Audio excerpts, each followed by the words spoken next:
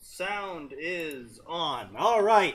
Hello, Internet, and welcome to Fanfiction Contempt Theater. As always, hosted by SneakyDevil, joined today by Max Force and Atin. Hello. Hi. As it is 7 p.m. on Tuesday, typically would have taken this time to go and explore the alternative stuff that we've either previously bookmarked or isn't exactly fan fiction, but we don't have any of that today, so we're just going to continue on with our regularly scheduled podcast. Cool. And now, back to your regularly scheduled programming, no matter how much you wish we weren't. As always, tell your friends. Yeah. Because I'm just gonna sit here and keep populated streams. watching bad anime. Yeah, you do that. I just need like another 20 minutes. I forgot how long this shit dragged on for. Indeed. As always, That is in the Discord DBZ. down below to follow along or participate in post-stream discussion and community.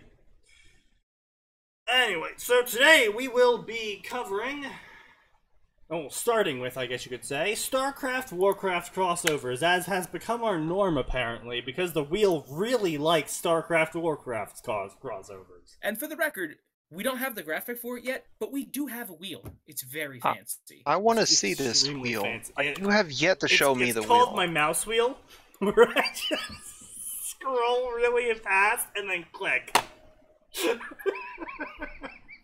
Technically, it's a wheel. Technically, it is a wheel. Sneaky.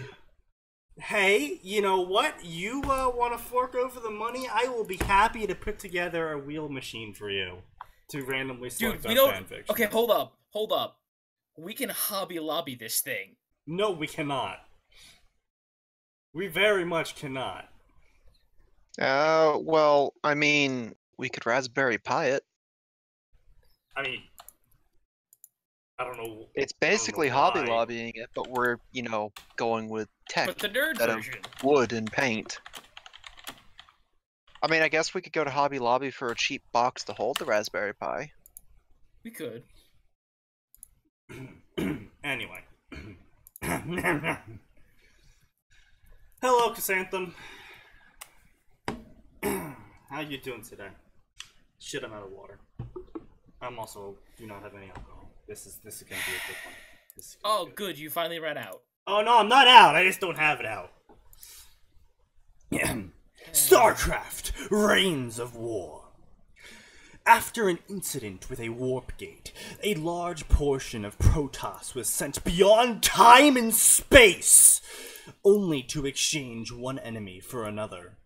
Now within a new world, what effect will the Protoss have against Arthas and his legions of undead? Well, pretty fucking high effect, actually. Yeah. Well, first of all, the Protoss would be, like, one of the best enemies to fight undead enemies. Because, like, literally every single Protoss unit, when it dies, explodes. Like, there's nothing... even the infantry, there's nothing left to raise. That's Are Protoss good at healing as well? Sort of. I wouldn't call it healing so much as... Well, no, I'm asking because, like, from what little I know of StarCraft and the stuff I've seen for animations for the Protoss, they're essentially just far more aggressive paladins.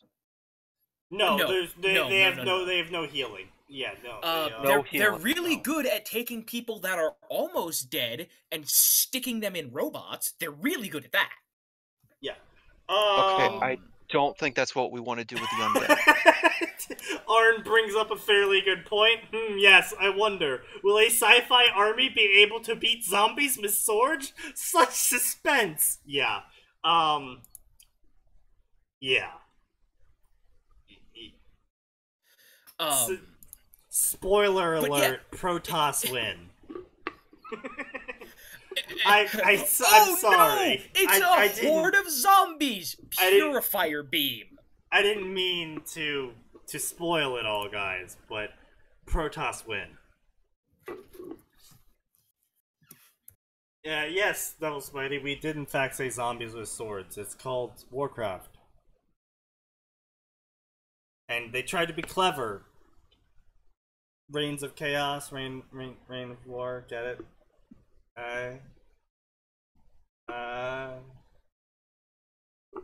Yeah, I know. That's... Oh, okay. I'm sorry. Atin, if you want to see some real bullshit that currently exists in the actual version of the game, you should tune back into the stream. Please cease. No. Anyway. I'll never cease. You can't make me. Wait, what can we not make Sneaky do? I told him to cease. Ah. Anyway. So, Atin, you wanna start us off while I go get some water so I don't die? Oh, but I'm busy. I'm busy watching Yu-Gi-Oh! How about you actually fucking do our stream, you piece of shit? Hey!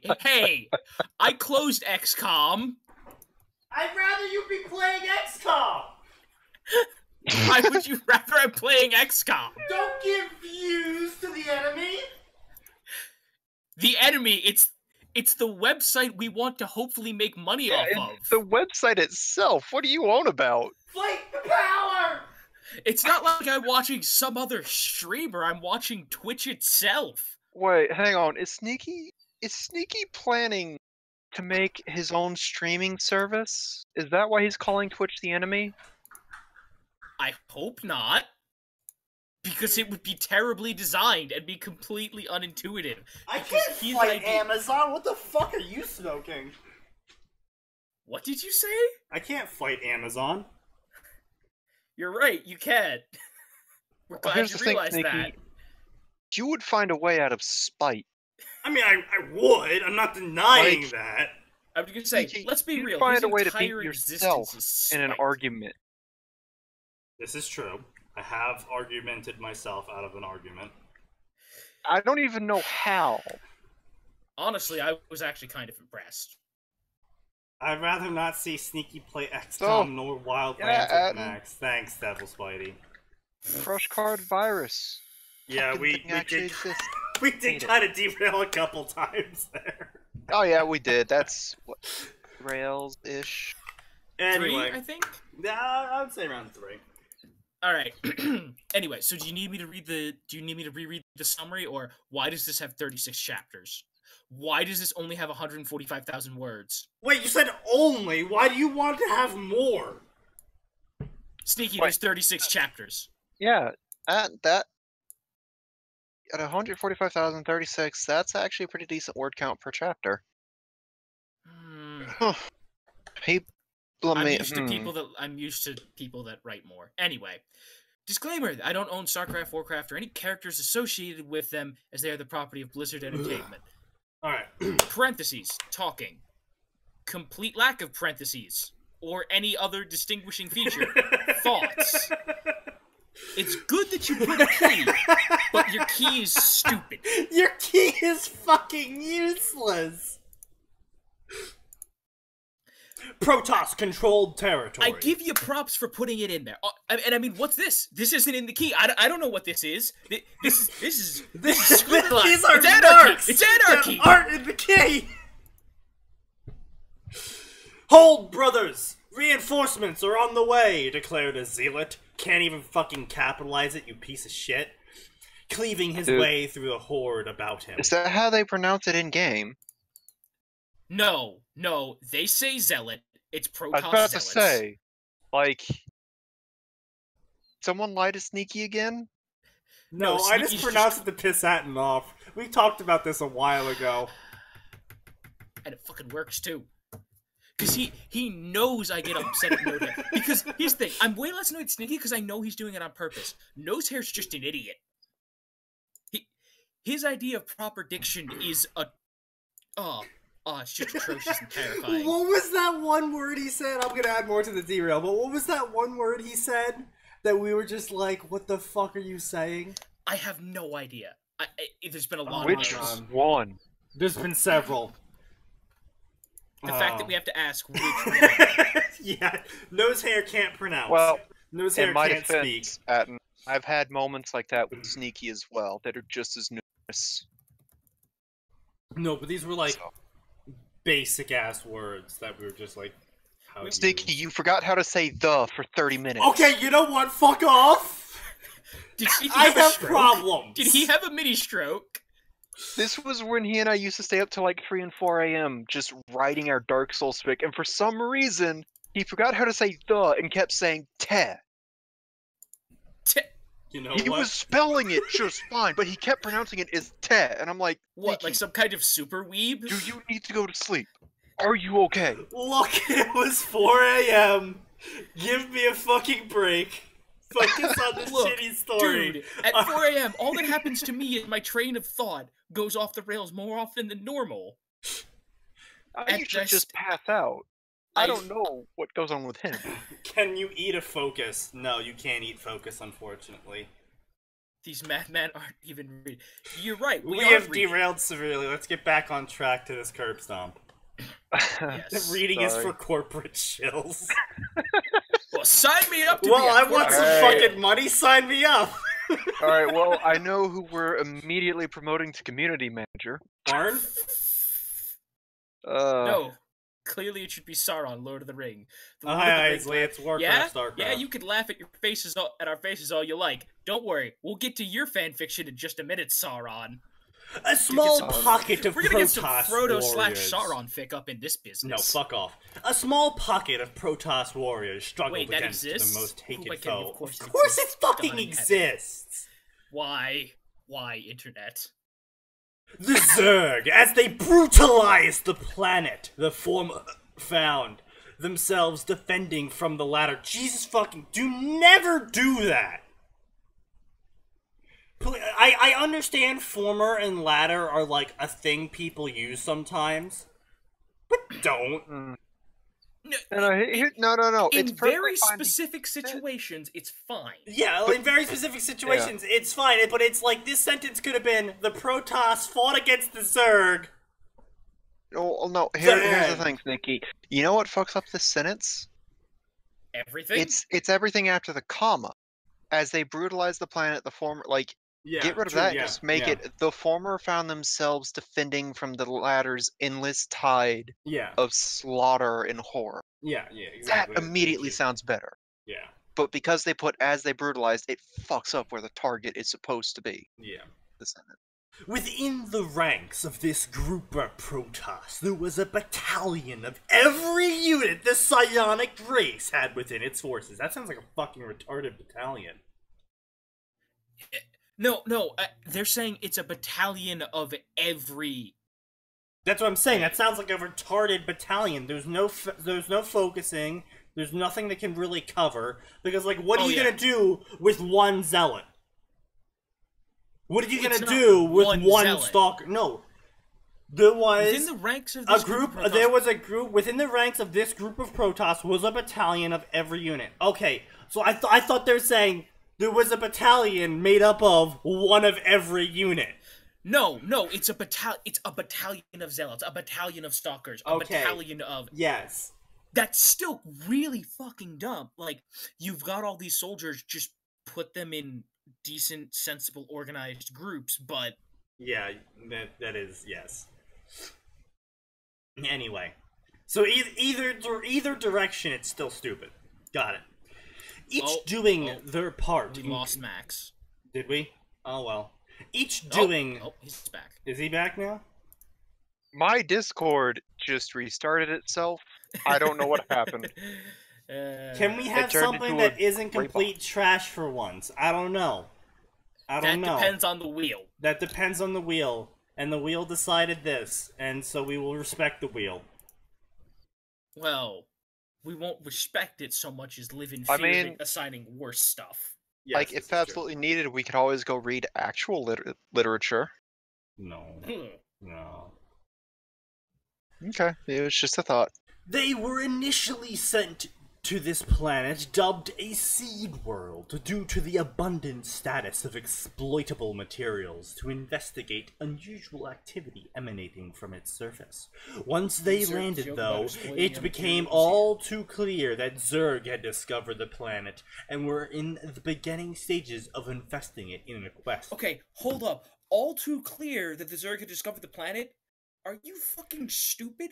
I'm pretty sure that could be spotted from orbit. A, it is routinely spotted from orbit. B, if they're just in the process of starting to colonize this thing, the sky is going to be filled with Leviathans crapping out Zerg. Oh, that is true as well. Yeah. I'll be back in just a few minutes. Like, it will be like, there will be Leviathans crapping out all kinds of Zerg all over the stratosphere because they're trying to take over the planet. Well, that might just be for combat deployment, you know. Maybe it was at first just an overlord with a single drone, because they also do that. Okay, but even if it's just that, if they're in the process of colonizing, for crying out loud, they knew, like, the instant they showed up on a human planet, and they were like, aight, let's burn this shit. If they've begun infesting it, it means that they've already finished. Yeah, pretty much. The Zerg infest shit real fucking fast. Regardless of which one of us is right, the point is... The author is dumb. The author's wrong. Blah, blah, blah. Blah, blah, blah, blah, blah, blah, blah. With information gleaned by their observers, the Protoss forces learned of the Cerebit, which control... What the fuck is a Cerebit doing on the front lines? I would love to know.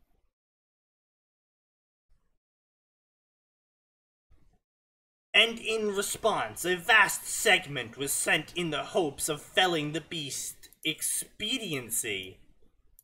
What? Don't you mean expediently?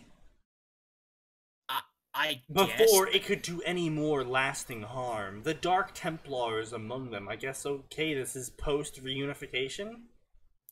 Okay, hold on. When was this story written? Like, when did they start writing this? You know, because they're talking about Cerebits, which is only pre-Overmind death.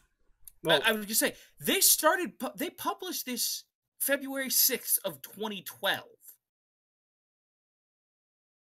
okay, so, see, the problem here is the timeline. Is you have Cerebits... no, that's what I'm saying. Yeah, I know. I'm also... Okay, I'm gonna lay this whole thing out, because I'm pretty confused by this whole thing. So, step one, this is a resource-rich world with nothing militarized on it. And they want this world. So, why the fuck are they sending a Cerebit fleet to it? It's not like they have to take the world. I was gonna say, you can literally do the whole send a overlord in a drone. Yeah, like... Okay, so that's part one of what the fuck is going on here. If you want to really make the process speedy, send a queen too. Yeah, like, so that's my first question of what the fuck's going on here. Second question, what the fuck is a Cerebit doing on the front lines? Third question... Well, remember, this... I don't think this was supposed to be the front lines. Like, maybe they sent the Cerebit there... Well, no, because you see, because Cerebits aren't affected by distance. Well, not to the not to the Overlord and Queen distance. Like they are like chunks of galaxy distance. Yeah, but I'm saying like maybe they put the Cerebit there so that it could be set up to like control new parts of the planet or whatever, new parts of the galaxy. Like maybe I guess. But wouldn't it make more sense to send the Cerebit there afterwards? After they had fortified the planet to hell and back, then you send the Cerebit in? I mean, yeah, I agree with you, but let's be real, the Zerg didn't always make the most intelligent decisions. Okay, fair enough. Also, the Overmind was trying to sabotage himself. Keep that in mind. But that's what I'm saying. Yeah. Okay, so now that we've sort of excused that point, what fucking point does this take place in? Because Cerebits were all hunted down and killed by Kerrigan. And that's pre-unification of the Protoss. So either this is post-unification of the Protoss, so they have Dark Templar access again, or this is pre-unification of Protoss and the Cerebits aren't all dead. Yeah. And because the author did not mention that the Protoss were surprised by the existence of the Cerebit, which would mean...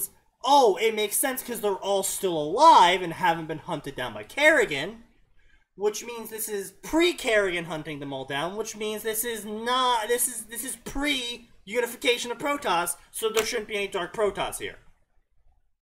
Yeah.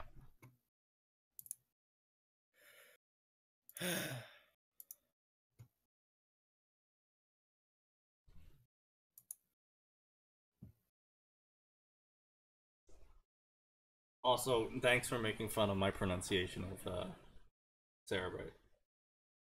Fucking Isley. Fuck off. I give up at this point. Anyway, moving on. You know, you could have corrected me. I would have probably remembered, maybe. Probably. Like I said, I just didn't feel like arguing about it. You were already having a nice rant. I didn't want to get in the way. I didn't want to slow that down. Anyway, point is, they have their timelines fucking crisscrossed to hell and back. Yeah. So, author doesn't know what they're doing. Got it? Blah, blah, blah. Defending the Dark Templar. Blah, blah, blah. Their success was short-lived. Without the guiding influence. Blah, blah, blah. Zerg population running rampant, killing everything. Battle raged on. Also, I don't understand, like, why is it such a big deal that it's like, oh, we've brought a battalion of every unit. Why, though? Like, here's the thing. If this is the point where they've got Dark Templar, then they have Warp Gate technology. Now, although reinforcement did eventually come to their aid via Warp Gate, Robotics Bay, and Stargate, they proved to be too small, too token to turn the tide in a meaningful way. Too token? Okay, look, in canon, when they deploy a Colossus, that's like, we've removed the Zerg from that planet now. Okay, no, to be fair, Colossus do get overrun in canon. But they were basically like, alright, GG, we basically got the basic Zerg covered from now on. It's like, Stalkers, you can feel free to focus on, like, all the Mutalisks now. Yeah. Okay. You know, again, so this is post Colossi regainment as well, not just post reunification. Like, post Colossi regainment, that's like fucking Void. What of the Void? Come on, help me out here. What's the expansion called? Legacy of the Void? No. Legacy of the Void. No, they had them in Wings of Liberty. Okay, so it was Wings of Liberty, are you sure? Yeah, no. They were totally units in Wings of Liberty. So I know at minimum. I know at minimum it was Heart of the Swarm, because I remember doing the mission in one of them to regain the Colossi. Anyway, point being, no, I don't think the Colossi were in Wings of Liberty. Okay, hold on. The Colossus. The Colossus is a massive unit. This article is for the Legacy of the Void multiplayer version. For the Heart of the Swarm version, see Colossus, Wings of Liberty, and Heart of the Swarm. I'm sorry. What just happened? It sounded like Atin got to say I told you to Sneaky. That doesn't happen often. No. I thought the Colossus came in at Heart of the Swarm. And I correctly recalled they came in Wings of Liberty. Okay. They didn't have the technology to, like, pump them out, but they still had the ones that were there. Like, yeah, they reclaimed them on Ark. So I remember doing the mission in one of them to get them original. I know what you're talking about. Yeah. But anyway, so this is like around the time of Kerrigan being deserved. So this is like a significant distance in the future. What the fuck is this thing still doing alive? I mean, maybe it's conceivable that she missed one, but they're not acting surprised at finding it. Yeah, no, I'm agreeing with you on that. I'm just saying, like, it's possible she missed one, but then there should be, like, I thought Kerrigan murdered all of them. Yeah, like, oh, what's this one doing? Like, what, yeah, you know. Or at the very least, say, like, this is an AU or something. With a small list of changes. Yeah, we don't even get that.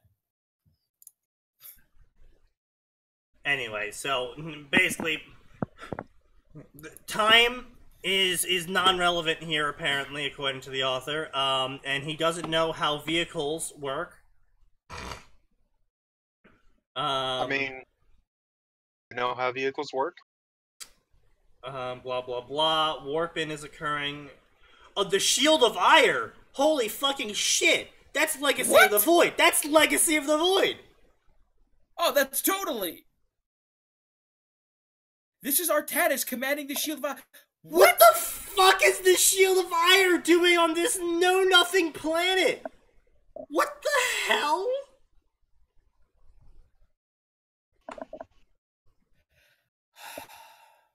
Confirmed, this author is a retard.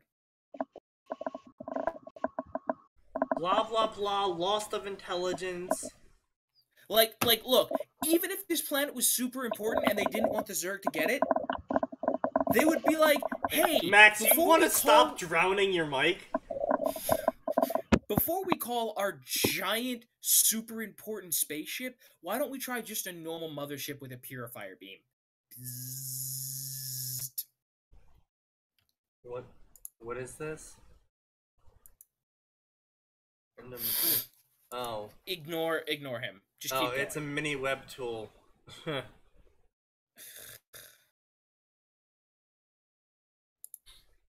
Anyway. Alright, so, what the fuck is going on? Warp gates blowing up. They don't need to be shut down before blowing up. It's, in fact, canon that nothing bad happens when a warp gate explodes. In fact, it's canon that units warping in, like, if their warp gate is destroyed or the pylon they're warping into is destroyed, they're just like, oh. Guess I'm still on Ire. It's no big deal. They're just like, well, guess I'm still on Ire.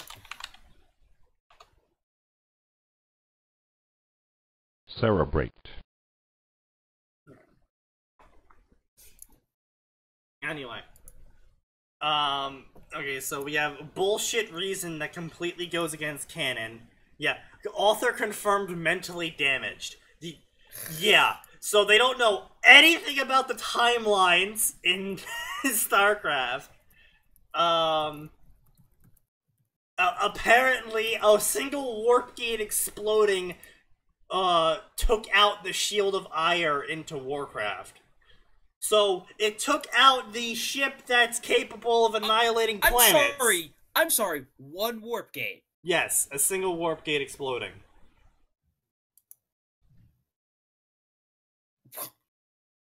Yeah. I notice a disturbing pattern in all of these fics. Alright, Zeeks, what's your disturbing pattern? Lay it on us. Is it our lack of focus? Is it a complete misunderstanding of all the lore? Is it a refusal to Google even the most basic information? Every author starts with a battle in the StarCraft universe, and the lore is completely fucked up. Yeah? No, more or less, yeah. Turns out when people don't understand the subject material they're writing about, it's really bad. Yeah.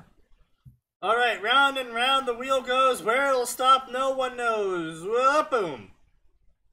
I think I just moved one, damn it. Fuck, I keep moving it. This isn't helping, this one. Warcraft Ruby crossover, where Ruby becomes our...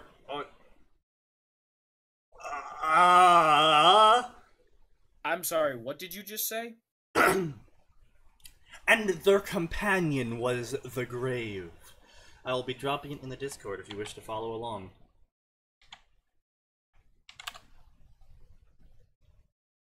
Oh, I have been pinged.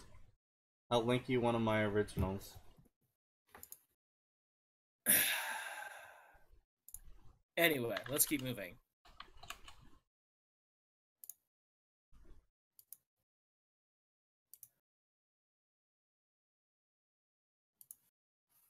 Anyway, Ruby Rose, Huntress, friend, High Lord, or was it High Lady? She never did bother to ask Darian after he shoved her into the job, of the Knights of Evanblade.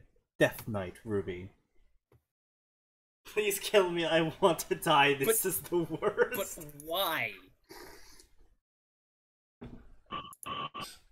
Why? What in the fuck is this? Sneaky, do me a favor. I think we can safely preemptively deploy the edgelord alert. There is a decent chance we could, but I want to hold the edgelord alert in reserve, okay? Okay, no, here's the thing. It should only be an edgelord thing if they just say, fuck it, I'm going to completely make Ruby as out of character as possible. Okay, so it is labeled as angst. Ah,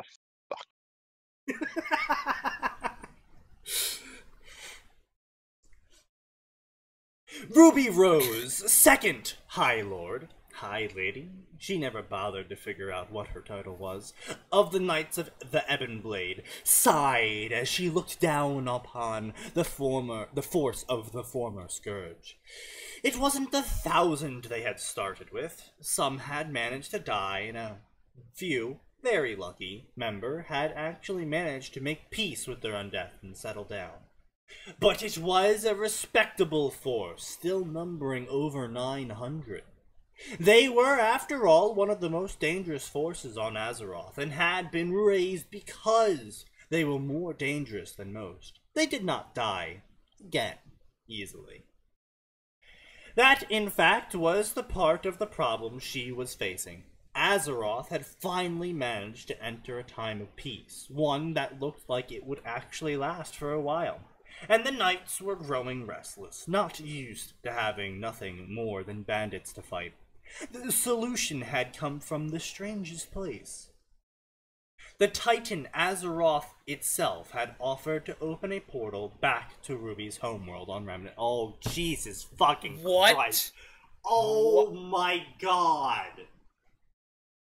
We should deploy the edgelord banner. Fucking alright, I was wrong! Horribly.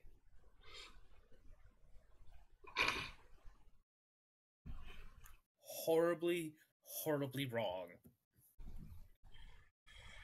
And if Ruby was honest, the being probably would have offered just about anything if it meant getting them away from it. The being had made it clear that they did not like undead. So, we got an undeadist? We got an undeadophobe? Yeah, apparently Azeroth is being uppity with the undead. It was an offer that Ruby could see no obvious downside to. She was allowed to go back to home and see her family for the first time since she landed here just before the scourging of Lordaeron, and her death and subsequent revival at the hands of Arthas. The Grim would also give a constant supply of enemies for the knights to fight. Her silver eyes, and no one, not even Arthas, knew why they had not changed color when he raised her, shifted to the side where Darian Mograine, her predecessor and best friend, or at least the closest thing she had to one, stood. Excuse me. Undead do not have best friends. They don't even have friends. I like how we lost viewers when we started this story. Tactically nuke the fanfiction servers. We tried. We've tried. It was an offer that Ruby could say. Oh, hold on. Blah, blah, blah, blah, blah, blah. No downsides. He, too, had agreed that it sounded perfect. Almost too perfect. But had wanted to bring it up to the other knights, if for no other reason than to give them the option to leave and stay on Azeroth.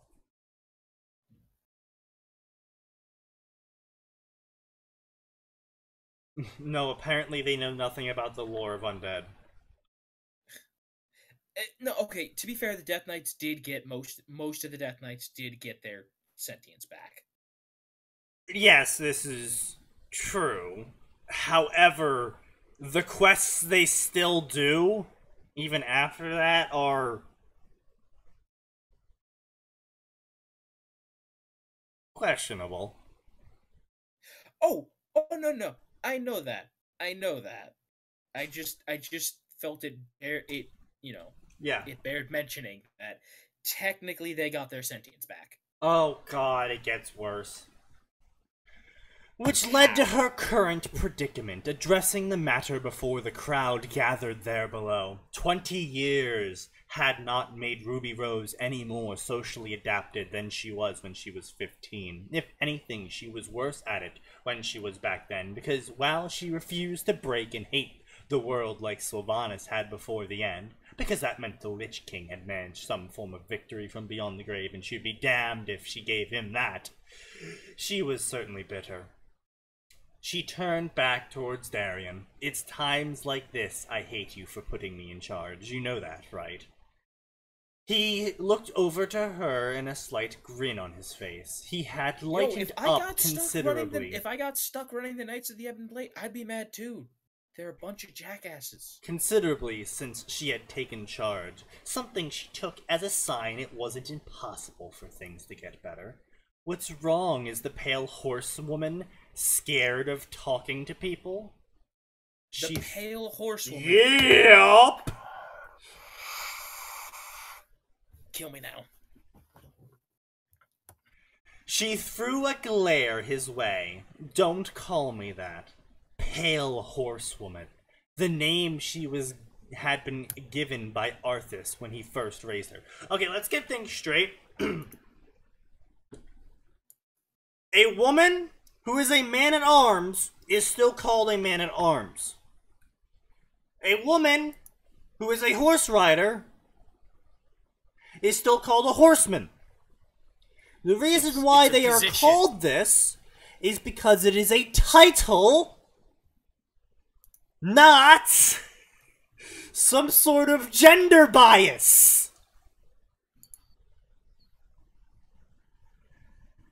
Now, it is also because of how the English language operates, which is why you still get hunters and huntresses, and they are both valid in that form. Because while technically hunters does cover females, it is pretty much just as easy to say huntresses. Horsewoman does not roll off the tongue.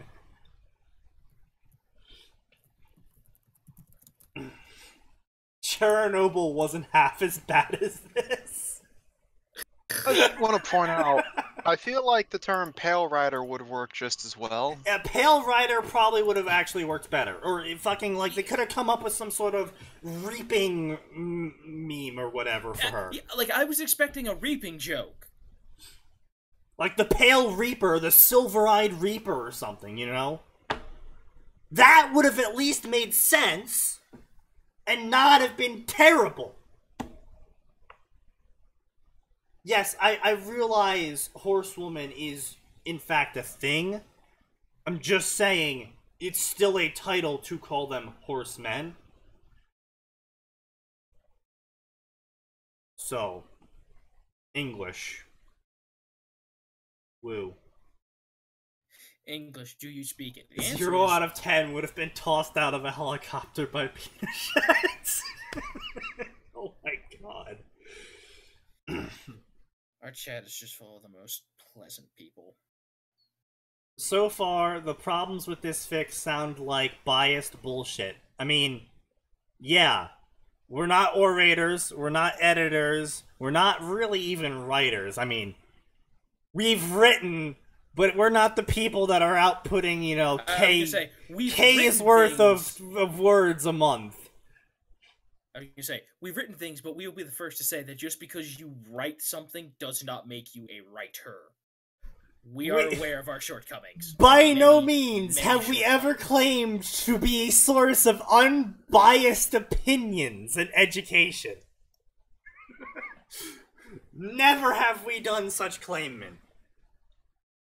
In fact, we often disclaim the fact that we are by no means educated enough to give our unbiased opinions on this. Oh, okay, Zex is talking. Yes. No, there's actually nothing wrong with the fic itself. These guys are just assholes. No, the grammar more or less is fine. I am annoyed by the parentheses, and you've all heard me rant about parentheses before. Yeah. However, No, technically No, speaking, I they will- are... I will give you. Huh? I will give you the parentheses. Yeah. But like, technically speaking, the way the narrative is set up, the parentheses are used properly. Yeah. But unfortunately, Zex, the issue is Sneaky has different rules when it comes to fanfiction versus if he was reading an original work. Because in fanfiction, you already have established rules and worlds. Saying, let the author have a chance to explain is all well and good. But unfortunately, if your first chapter can't hook, it's a little bit difficult to go any further, especially since this show is supposed to be first chapter, impressions. If we like it, we'll go to the second chapter at a later date. And this is me griping and showing contempt for this sort of thing. You know, their spelling is fine, more or less. I mean, I only saw, like, what, one word misspelled? Their grammar, more or less, is fine. The way the story is set up, more or less, is fine. We have Titans involved in the world crossing, so that makes sense. You know... In fact, I was glad they put that in there. Yeah, you know... At least it made sense. Ruby isn't, so far, the author hasn't made Ruby some key pivotal factor that made a difference in any part of the history, so she was just a standard Death Knight for a long time. That's fine. In fact, that's better than fine. You know, I'm just griping with shit like, Pale Horsewoman, and that being the name that people whisper in fear. You know, like... oh, it's the Pale Horsewoman, she's coming.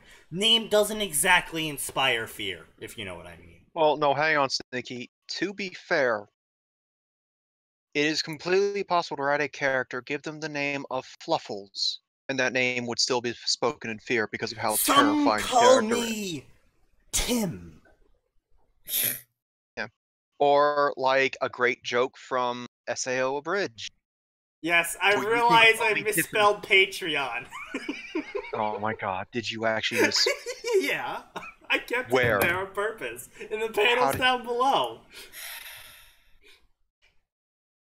Patria. I hate...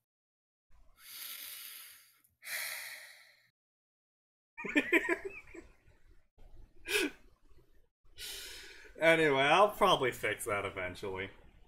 But, like, in all seriousness, I've seen ridiculous names actually spoken in terror because the character is that scary. Okay, yeah, Arn does... generally speaking, they've got a build-up to that character. Like, they'll start mentioning it and stuff. Like, this is just, oh, it's Pale Horsewoman. No, like... Yeah, well, we're not getting the build-up because it's I don't know from if you've picked the it up perspective yet. of the person in question. I don't know if you picked it up yet, Sauron, but, this entire channel is basically a shitpost. So, you are watching a shitpost in action. But yeah, back to your point. Yes, you can make any name scary, but there needs to be build up to why it's scary. Any other points we want to make before moving on? None that I can think of immediately. Not really. The only thing I can reiterate is remember, Atin and Sneaky are assholes with far higher standards than most. Okay, hold on a minute. My standards are still lower than his. Okay, my standards might be... Atin, that doesn't help you much. I said higher than most. And comparing you to Sneaky is unfair to you. I'm just trying to point out that my standards are nowhere near as unreasonable as his. In all my years of reading, I've only ever had like 3 books where I was just like, no, this is just trash and I'm not dealing with this. Okay, yeah, I've had quite Anyways, anyway, so back to the story. Arn did bring up a good point. I think subconsciously I am kind of disgruntled about the fact that they are basically skipping 20 years of character development for Ruby, just so they can be like, Ruby is now a Death Knight with 20 years of character development as a Death Knight, and now she's going back to Remnant. Well, and more importantly, yeah, they're not Sneaky, even but bothering to give us the Well, they're here's not, the thing. as far as we can tell, I have a counterpoint to this, actually. Yeah. Sneaky, you're one of those assholes who would get angry about 20 years worth of development. I have seen you do this before. Yes, I might. You are very hard to please. Yes, I am very hard to please. Either they give you well-written development and you get pissed off, or they don't give you well-written development and you still get pissed off, or it's a middle ground and you just say, fuck it. I'm just generally pissed at everything. There is a reason why it's called Contempt Theater. Okay, ignoring Sneaky's unreasonable bullshit, I'm upset because they've hinted at 20 years of development, where apparently nothing about her has changed. Now, granted, I know this is only the first chapter. To be fair, it is because Ebon Knights only did break away at the end, and they said that she was turned at the beginning of the purging of Lordran. So, which means she was turned, like, back in Warcraft 3. Yeah. And this is, I'm assuming, this is obviously post Wrath of the Lich King. Post Cataclysm, obviously, as well. I mean, they're talking to the Titan. It's got to be post what?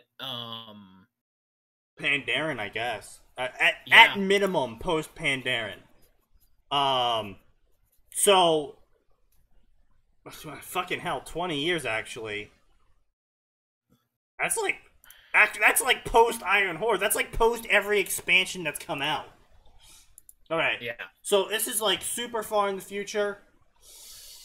Yeah, that's what I'm saying. Like, it's super far in the future, so... Because, like, originally I was thinking, like, maybe, she was a Death Knight for a large portion of that time under Arthas' control, so she didn't really get much character development because she really didn't have an existence beyond Arthas' commands. But, no.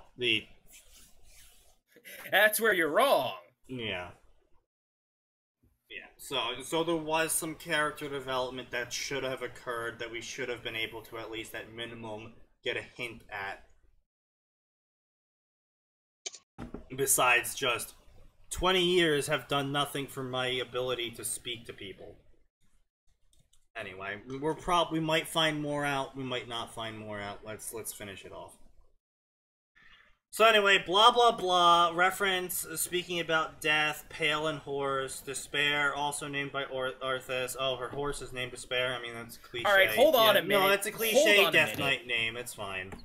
I was gonna say... Being a pale green... I was gonna say, the author correctly points out that Arthas was an overdramatic twat. Yes.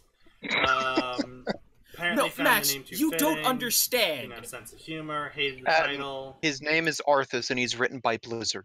I understand.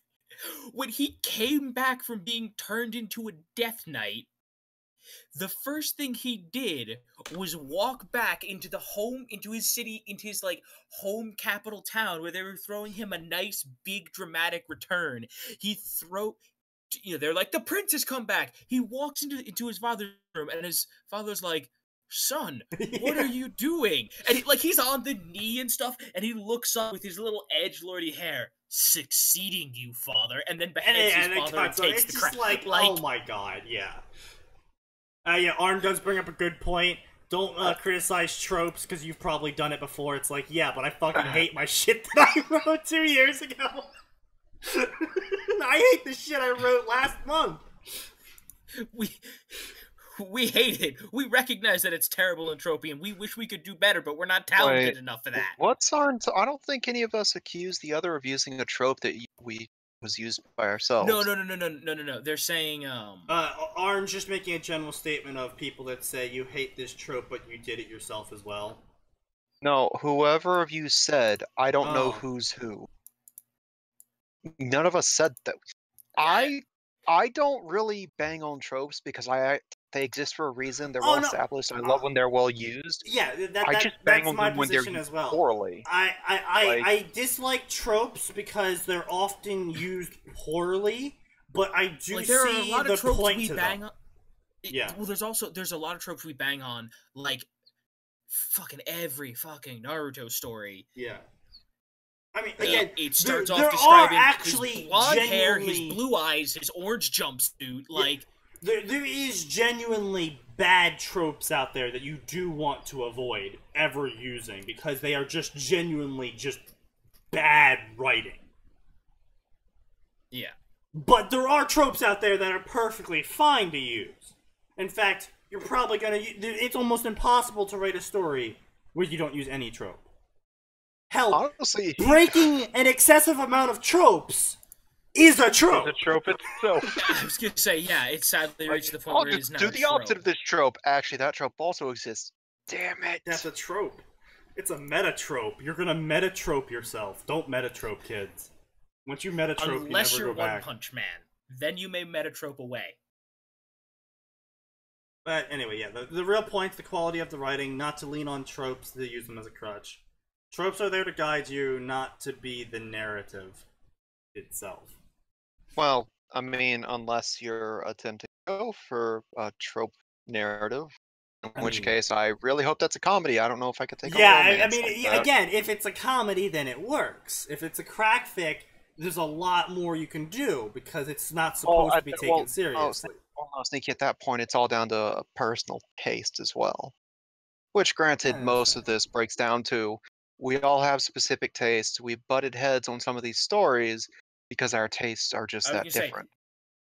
We have frequently butted heads on some of these stories. Anyway. Oh boy. She gripped onto the shaft of Crescent Rose, so she still kept it. Okay. Okay, hold up. Why would you get rid of that? Because it's really difficult to repair. Oh, okay, but they've already... It's not like she has access to an Omniforge to forge the specialized components that she needs to fix and repair constantly for it. But you've got gnome tinkerers. You've got goblin mechanics. Yes, this is true, but it's still like, I don't see... Piloted shredder suits. I am aware! Okay? I am aware. I'm just saying I don't see Arthas letting his Death Knights keep such complicated machinery that needs to be maintained by specialized people. Because, you know, unless Ruby immediately broke free from his influence, she would be the only one who can maintain it. Because Arthas was kind of making an enemy of everything alive. So there really wouldn't be anyone out there to maintain. Telling me he didn't resurrect at least a few goblin tinkers? And let them have their own minds? I mean, he had to let some people have their minds so that they could maintain his shit. Not really. Okay, no, some people... There had to be some level of independent thought to maintain... Dude, he straight up used fucking skeleton blacksmiths, okay? There was some level of independent thought there. Not a lot, but some.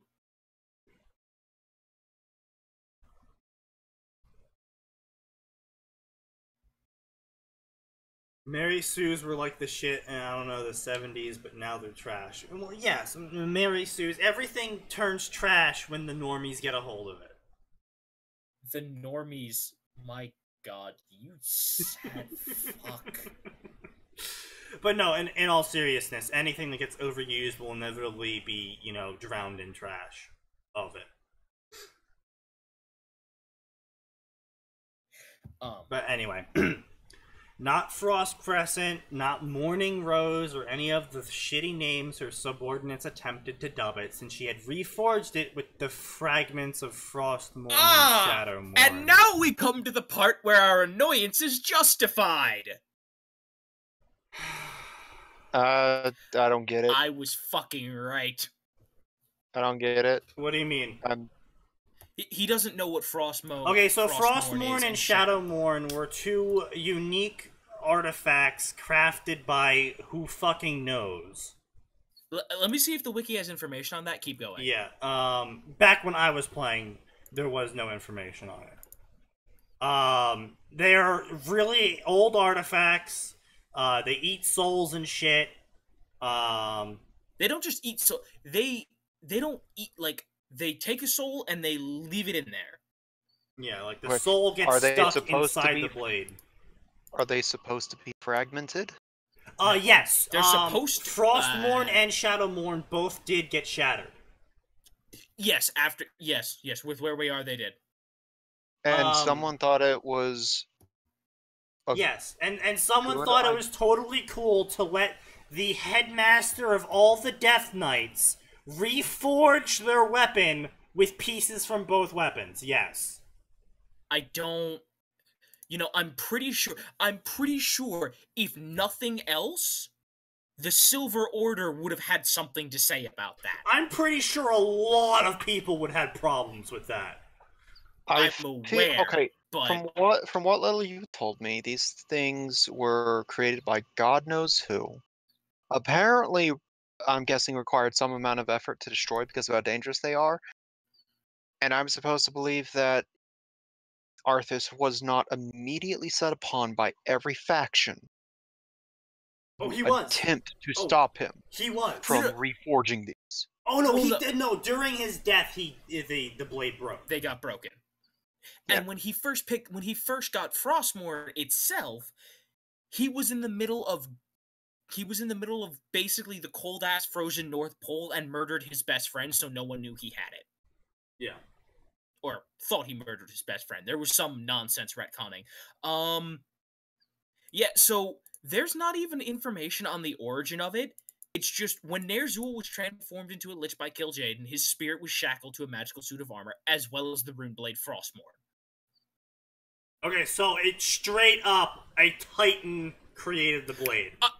No, they were it was crafted by the Nothrazim for the purpose of trapped within the Frozen Throne, both the armor and the blade were crafted by the Nothrazim for the sole purpose of containing and controlling the Lich King. Okay. But still, so they exist for the sole purpose.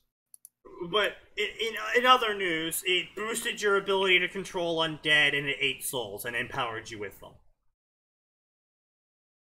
So kind of the thing you don't want a Death Knight getting a hold of. Oh, also, this sounds like the kind of thing where they should have taken It also directly connected you to whoever's sitting on the Frozen Throne, and they can talk in your head. Okay, this sounds like the kind of thing that I would look for the nearest volcano to chuck the fragments in. Yeah, really, they should have. Like, now, just I will say, Lord of the Rings this shit. Get rid of it. Granted, at the time, it'd probably be a good thing for a Death Knight to be connected to the person who's currently sitting on the Frozen Throne. Okay, yes. Fording or whatever his name was, right? It was Tyrion, or was it his brother? It was not. No, there's no way it was Tyrion. No, you're right. It was his brother. Yeah. Reforging is explained in the next chapter. Okay. Well, the problem there, Zeeks. The problem, Byarn. The problem there, Zeeks, is this isn't an original fiction. This is a fan fiction. Which means if I'm sitting down to read this, and I see reforged her blade with parts of Shadowmourne and Frostmourne, and there's not an immediate explanation of before or after that, I'm gonna be like, nope, fuck this shit and throw it out. Because even if they explain it in the next chapter, I don't know that. I'm not gonna make it to the next chapter at this rate. I was gonna say, from all I know right now is there's no explanation for this. There's no indication I'm gonna get an explanation of it later. So right now, all I have is something that goes massively in the face of any common sense or lore. And that's the other thing. Even if it is explained in the next chapter, by God, it better be a hell of an explanation for why they're letting a Death Knight keep fragments of both Frostmourne and Shadowmourne. On top of all of that, my other question is, again, this is Crescent Rose, a very, very, very complicated piece of machinery. What exactly does reforging... I mean, I will actually go to the second chapter for this. Yes, I know we've been told Ruby has an extensive story. It's one thing to tell us she has an extensive story, and it's another thing to show us. And if you're going to expect me to continue reading a story after I get told a bunch of shit, and I'm like, I disagree with this shit, and you don't show me any of that beforehand, I mean, like, that's my big thing with the same thing with Naruto. Yeah, you know, I am okay with OP as shit Naruto stories. If in Chapter 1, he's fucking normal Naruto, in Chapter 2, he's a little bit better than normal Naruto, and that goes on until Chapter 50 where he's fucking godlike. I'm fine with that. We see the progression. What I'm not fine with is them being like, alright, this is Chapter 1, she's got a weapon made of Shadowmourne and Frostmourne, and the complicated machinery for some reason is perfectly okay. She's got silver eyes still. She's going to be heading back to Remnant because of a Titan, which, you know, makes more sense. But still, it's just like, oh, we're just going to start piling all this shit onto her without telling you why. It's breaking my suspension of disbelief is what I'm trying to say.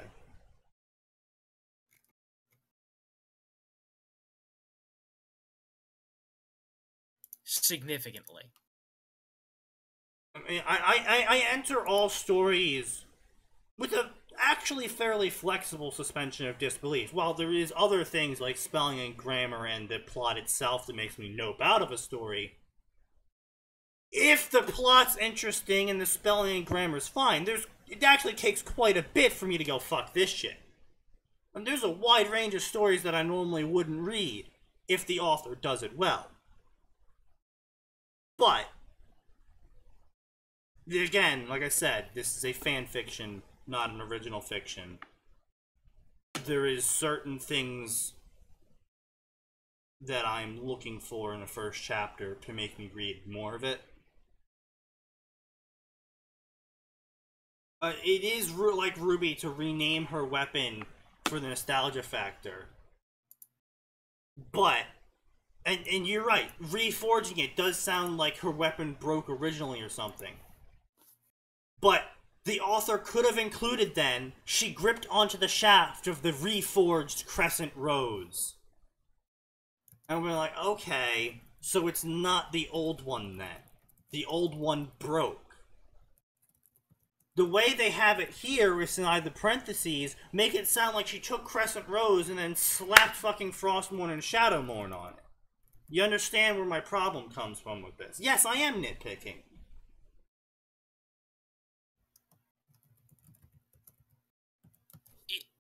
And guess what? We have a right to nitpick, especially when there's giant... It's not nitpicking when there's giant lore holes. Anyway, Zeke's derailed us enough. Let's keep going, and we'll He's maybe even going look to at bed chapter anyway, 2. so... Gunshot to the head. Maybe we'll come back for this. Blah, blah, blah, blah, blah, blah. Name I'm not going to try and pronounce.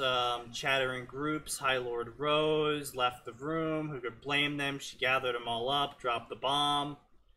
Now where is she? Looking for me. Another name I'm not going to try and pronounce. Their wife. Husband and wife. Okay. So they're married. Death Knights. Got it. Blah, blah, blah. Blah, blah, blah. I think we should go. We won't be judged. Well, yeah, yes, you will. There's a catch. We'll be judged so hard. Much judgment.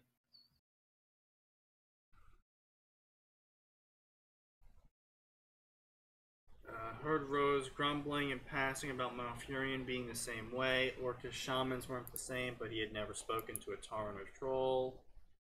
Okay, so we got some OCs who are really good at fighting. Valan snorted and moved towards the forages. I mean, they kind of have to have OCs that are good at fighting. I mean, yes, I understand they are Death Knights. It's just, you know. I was gonna say, that's fine. Like, they kind of need to, because there's not a ton of super famous Death Knights. My gripe grump here is that, are they gonna become relevant? It's like, yes, obviously, you're gonna have some strong-ass Death Knights, because they're fucking Death Knights. They are literally the cream of the crop, who were then resurrected and then empowered further. But... because Arthas didn't recognize what a bad idea sounded like after the first time that backfired. But... are they going to be relevant? That's my problem when people try to introduce OCs to get, like, some sort of miniature conversation going, and then you never hear of those OCs ever fucking again. Yeah, what are you saying, Max? Just the more I hear about Arthas from you guys, the more he sounds like that one person who cooks tons of noodles, and the way he decides which ones he'll eat is he just throws them at the wall. I mean, Like, he goes with the shotgun method, essentially, for everything he does. I'll just throw stuff and hope something sticks. Arthur's had a more or less, yeah. He multitude did of have bad ideas. He had a lot of Like, bad ideas. I'm worried that he apparently has been a serious problem in World of Warcraft. Yes, When this is his method. yes, he was. No one should be that strong that this method works. To be fair, there was a lot of background shit going on to basically make him successful. well, not only that, I do want to point out, to be fair, the original idea with resurrecting Sylvanas as the whole "I'm going to make tortured damn souls" thing was very fitting with what he was doing at the time, and wasn't in and of itself a terrible idea, because at that time he didn't know his powers could be loosened and that he could lose grasp of them. Yes, that is fair enough, but my problem came when he did it a second time around with the Death Knights. And then when the Death Knights started getting a little too good at their job, he got mad at them and was like, oh, one of them could challenge me. I should kill them all. Because he didn't possibly see how that could backfire. yeah. Oh, I should kill them all on holy ground. Flawless plan. Oh yeah, totally. Anyway, blah, blah, blah, blah, blah, she was Ruby's R&D, blah, blah, blah, working on projects, it's gonna be chaos, blah, blah, blah, even among Ebon Knights, Pitwick was slow, 10 minutes, while old man name was accurate, blah, blah, blah. Wreak havoc. Distinction of being right behind Ruby and Ruby is the longest serving Death Knight. What? Okay. Oh, hang on. I'm sorry. How does that work here? Arthas resurrects people and then empowers them with the powers of Scourge and Undeath. So, either she was one of the first, or Death Knights, I take it, go out fairly regularly. I mean, the Death Knights are literally like the best of the best that have been killed and then resurrected by Arthas. Yeah, Arthur's like, oh wow, Oh. Arthas is like, damn, this assassin made it all the way into my fortress and I beat him in a duel? Death Knight. Yeah.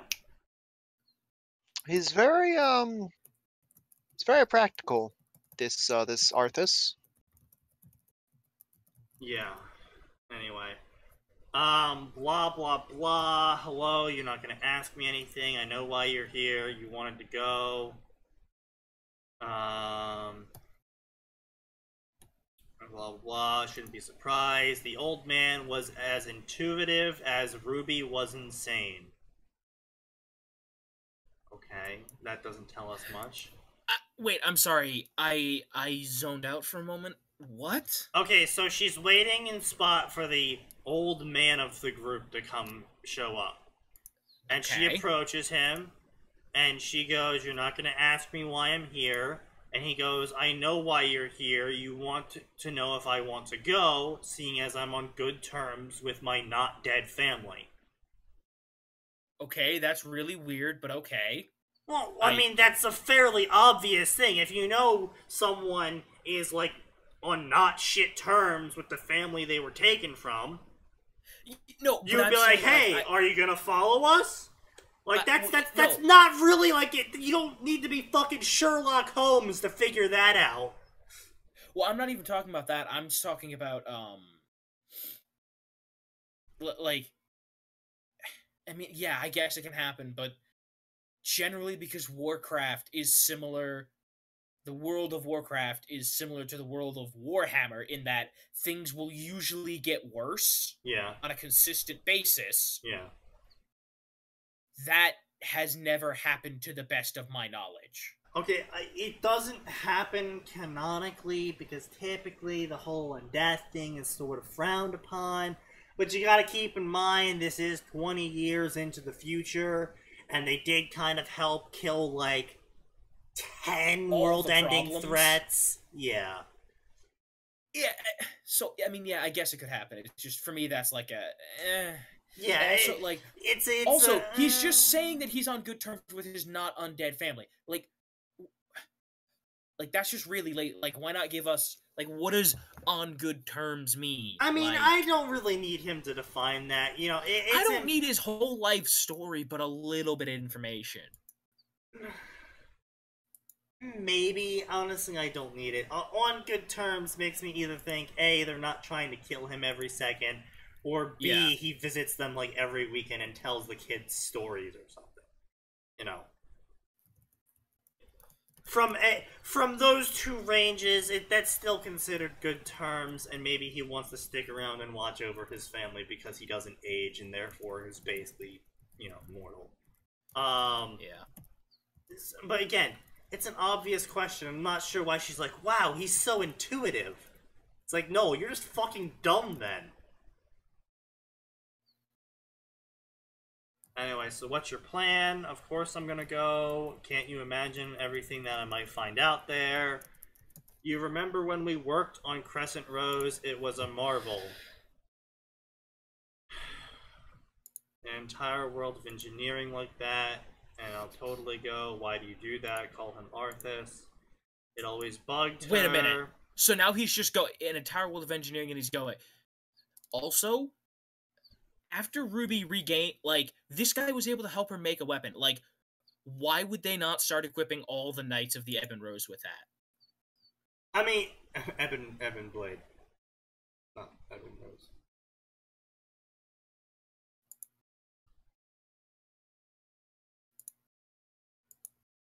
But, at least I really hope it's not the Ebon Rose. Anyway, it doesn't matter. Point being, probably because of how complicated it was to maintain, and not everyone was, you know, proficient in that. Because, you know, they more or less just used the weapons they were resurrected with. Okay, but like, not even go to, like, a couple of, like, her, like, because she's in charge. Why not go to a couple of her lieutenants and be like, listen, you're gonna learn to use this because it will make you way better than everyone else. Because it's a gun and it's a sword. I mean, it's fair enough. That is kind of a big plot hole. Yeah. This was one of the points that I was kind of getting gripey over earlier on with the whole reforging of Crescent Rose and how it hasn't broken yet. Because it's like, okay, well, the dwarves and the goblins and all those people, they're already aware of how to make basic guns. And they're smart enough to be like, oh, packing it in prepackaged metal, that makes sense. Why wouldn't that technology spread? Oh, well, she killed them all. It's a plot hole. Anyway, so blah blah blah. Why do you call him Arthas? I call him Arthas because he was once a noble man. Blah blah blah. He was too noble. He couldn't see people in pain. So you remember that part of his life instead of what he did. We still remember it. We just don't let our memories get clouded. I hope you never do, child. What?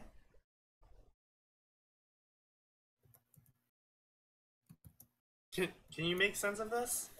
No, I can't. Which part?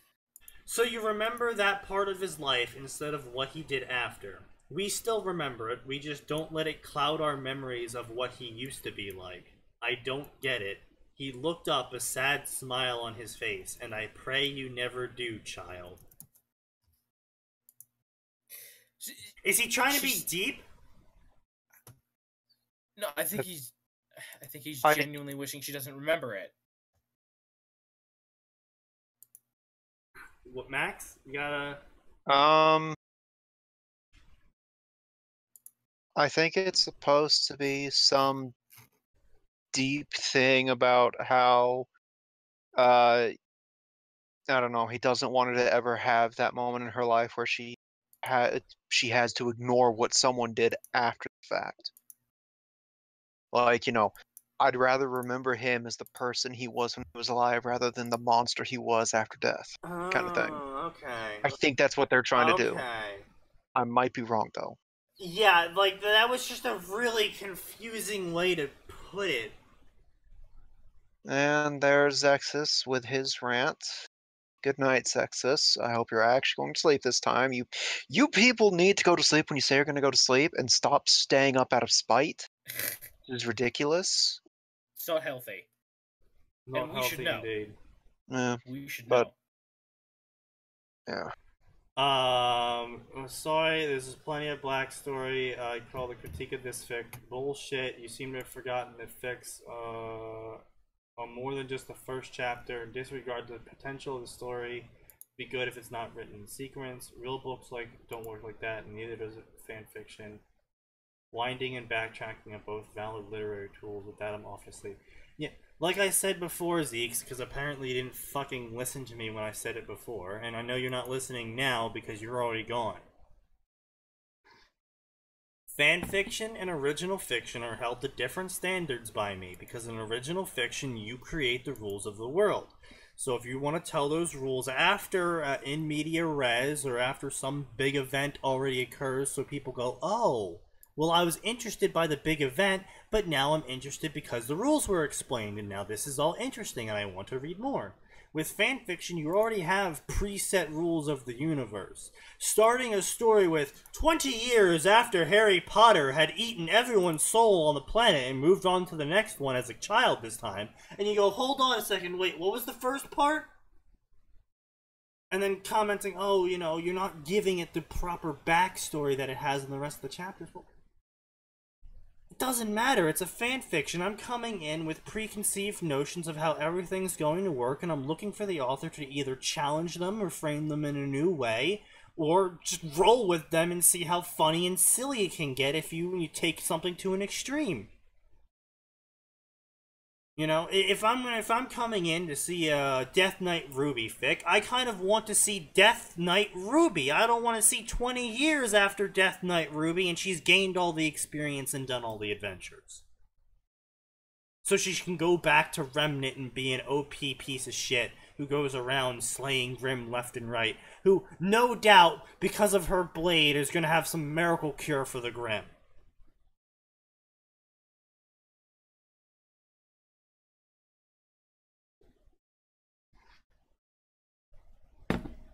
Feel better? Yes, just mildly. Okay. But you all understand my point, right? Do I need to clip the VOD to send to Zex at some point? You might No. need to. I mean, I'm sure he'll see it. Yeah, and if he doesn't, then that's his problem. If he doesn't watch it, then that's right. That is his problem if he doesn't watch it. But yeah, no. Yeah, but Sneaky also has this thing about how he doesn't like repeating himself. I'm just trying to... I don't like repeating myself, and yet on this show I find myself doing that quite fucking often. I know, that's part of why you get so angry so much quicker than normal. This is true. Because while that is not, and we recognize that it is not fair to the people that come later, yes. Hello, Death Guns. Hey, Sneaky, I need you to look away from the stream for a sec. This is actually very important, because this is a sale that's ending in the next 3 or 4 hours. Oh? Does that look like a good deal on that bundle? Because I'm considering upgrading so I can get editing done in a more timely manner. Let me just make sure it doesn't pop up on stream. Yeah, good idea. So how are you doing, Atin?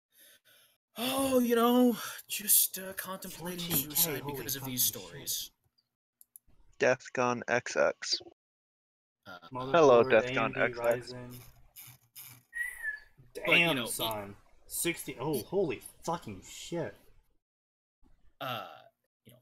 Even ignoring that, just looking over. Hey, you said you were gonna do rendering on this? Well, it's probably going to just be popped into my main rig and everything reinstalled, but I'd like to be able to, gotta go fast again on rendering. I mean, yeah, keep in mind, this is fucking 32 threads, so, I mean... Oh, I'm aware, Sneak. For $800, that's pretty damn good. Oh, I know. They make note of that. If you go to the Ryzen by itself, they have a little graphic comparing them to the Intel equivalent. Yeah. And they're very proud of, we can get you up to 38% more everything. But the other thing you gotta keep in mind, I mean, I know you this, but I mean, there's other people here that are listening to me right now. When it comes to Intel versus AMD, when it comes to thread count, Intel uses firmware and software interaction to create pseudo threads, while AMD makes physical threads themselves in the core itself. I'm aware. I just can't remember why. I always forget the cons versus the advantages of each one. Is my only issue. Great. The cons typically of AMD stuff is they have a higher heat index, higher by heat index I mean they run hotter usually, and they usually use more power. But they've actually improved that significantly on both their GPUs and CPUs in recent years. Oh, yeah, because now that I've got an actual job, I'm considering throwing the last little bit of my personal savings at this combo. I mean, it is certainly going to be their peak for processors for a while, so I mean... Yeah, because my little 8350 is just... Yeah, 8350. It's a good, solid CPU. But oh my god, with how much time I don't have anymore, thanks to working 8.5 hours a day. Yeah, I hear you. Yeah. I'd like to be able to use my computer on the weekends, occasionally, which means not having to sit there and be like, I gotta render this shit out. Yeah. I don't want to render this out. I hear you. Alright, so let's finish this up, and we'll move on to the next story. Indeed. Well, I mean, yes, we will. We'll move on. So, anyway, blada blada blada, blada blada blada, brooding again.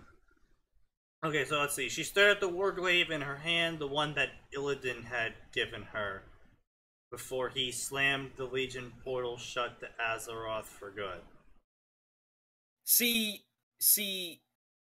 I feel like Zeke's left too early, because as we go, okay, specifically my complaints, are looking a lot more valid. Now, to be fair, I can see a Ruby in this situation befriending Illidan, because he did turn out to be the good guy in one of the most recent stories, I believe. Did he? I think so. Again, dude, I have not paid attention to WoW since Cataclysm, and I've just been getting what's going on in the universe, like, third hand from people when they, have time to talk to me. But yeah, there was something about the Iron Horde and an alternate Illidan version or something, maybe. I don't know, man. No. It's possible. I mean, it's possible maybe this is if just it was made an up alternate author version bullshit. Illidan. It's possible this is just made up author bullshit. Either way, we have a Ruby who becomes best friends with Illidan, who then sacrifices himself to close the portal shut. And no, wait, I think that's what it was. Is somebody taught them all to be demon hunters? Because that's the new class in the newest WoW expansion is demon hunter, which is the Outland, Burning Crusade. They all look like Illidan in terms of the whole horn thing and the glowing footsteps and the glowing eyes. Wrath of the Lich King, Storm Rage, Cataclysm, Possible Return, Confirmed Return, Legion. Okay, hold on. This is the part where we do loring to make sure we aren't spouting shit out of our ass. Because unlike some of the authors on this website, we prefer to actually take the time to do a little bit of research. Sorry, we are in a lull point, Death Gun. Typically, you had just entered right when we finished ranting really hard earlier. Yes. While Atin's doing research, I'm gonna catch you up if you feel like it. This is a Warcraft Ruby crossover where Ruby from Ruby is apparently a Death Knight, and this is post the entirety of WoW. And she was one of the first Death Knights ever created, and Crescent Rose has both Frostmourne and Shadowmourne forged into it. And she's the leader of the Ebon Blade, and best friends with Illidan. And he gave her one of his warglaives.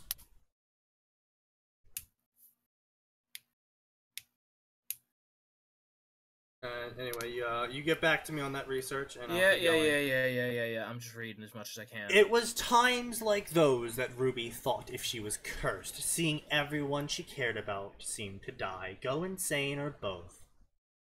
Blah blah blah. She didn't want to lose Team Ruby, Crow, and her father. Or either that, or she had a bad taste in friends and lovers. Valon would swear it was the latter. Rooting again, Darmus, so blah blah blah.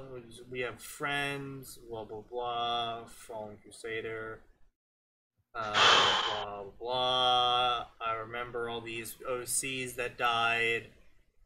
Blah blah blah blah blah blah. Death Knights.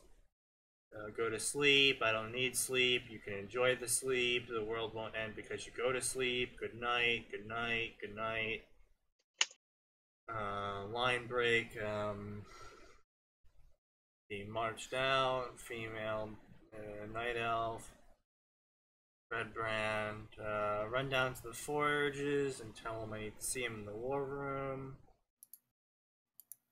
Mograine, we need to talk. We'll be sleeping. She wants us to make preparations. Mograine grimaced. Pitwick, she's trusting him. Like I said, like the author is introducing all these OCs, and it's like, why do I care about them? Are they going to be relevant? Probably not. Well, so there's a lot of them already. We're already up to, what, 5, 6? There's at least... Okay, so we got the 2 at the first time. We got her 3 assistants. We got this guy. Man. We got the Night Elf that just showed up. So we're like at 7 OCs now. Which, fine. Maybe this author is one of the few that can write that many. But it's still a lot. Even if the author can... That's a lot of characters to introduce this early. I'm not only that, we're also going to be writing the entirety of the Ruby cast, the John cast, you know, her father and her uncle, Ozpin, Salem, Cinder, you know, the cast is rapidly bloating. Indeed. Blah, blah, blah. Information, okay. Information is old. Remnant has 4 kingdoms. Blah blah blah. What? We'll be taking 2 other human knights to Vale before boarding an airship to Beacon, where Ruby studied, and make contact with Ozpin, the headmaster of Beacon, in order to avoid appearing threatening. We will be going in outfits made to emulate hunters. So now there's going to be a bunch of Death Knight hunters. Okay, so Kugel, to catch you up on this. Warcraft Ruby crossover. Ruby was a Death Knight for 20 years. She's the oldest Death Knight ever. Her weapon, Crescent Rose, is apparently working and repaired, and also has Frostmourne and Shadowmourne inside it. And she's best friends with Illidan, who sacrificed himself but gave her one of his warglaives, and she also wields that in her offhand. And we also are at like 7 OCs. That's a failure, methinks. Yeah. Zeeks doesn't agree with you.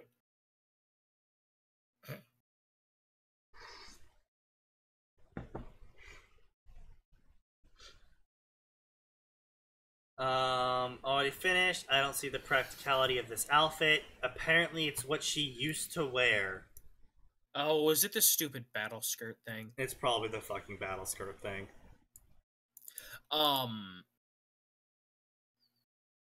Okay, so I'm only reading, apparently the entirety of the Ziggurats going. What? Yes, apparently the entire Ziggurat's going. I take it that's not normal. Okay, Max, take a castle, and now put it on a floating piece of land, and now make it super spooky and shit with, like, blood and poison dripping from faces and skulls. And, yeah, it flies. That's... Okay. Yeah. Oh, you're talking about the line break and not the story. I see how it is. So this is only from the wiki, but nowhere in here does it mention an alternate Illidan that I can see. Okay. Nowhere does it mention him sacrificing himself to close a portal, because he's dead. He dies in the Black Temple. Okay, so Illidan dies in the Black Temple, and Maeve takes his body back to the Vault of the Warden so that his soul can serve its eternal sentence along with the rest of the Ildari.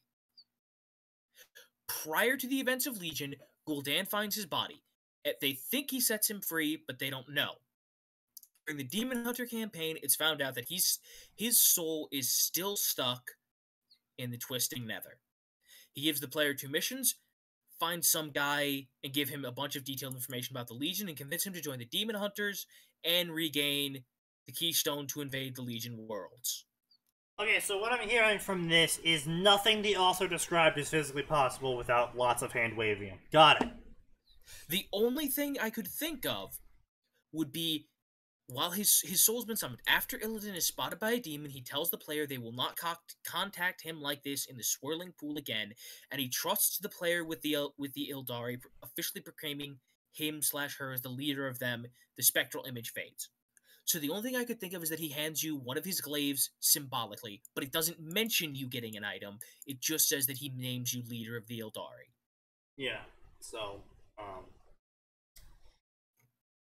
yeah. Simple plan, blah blah blah. Simple plans never go well. Not a single one had left. Azeroth should be here. Did somebody call me? Azeroth stared down at them. Form constantly changing. We're ready to go. Very well. Our debt is paid. We give you another chance. Take hold of it, Ruby Rose. Warrior maiden of silver eyes. Her mouth. She opened her mouth and screamed. Blah, blah, blah, blah, blah, blah, blah. And then there was silence.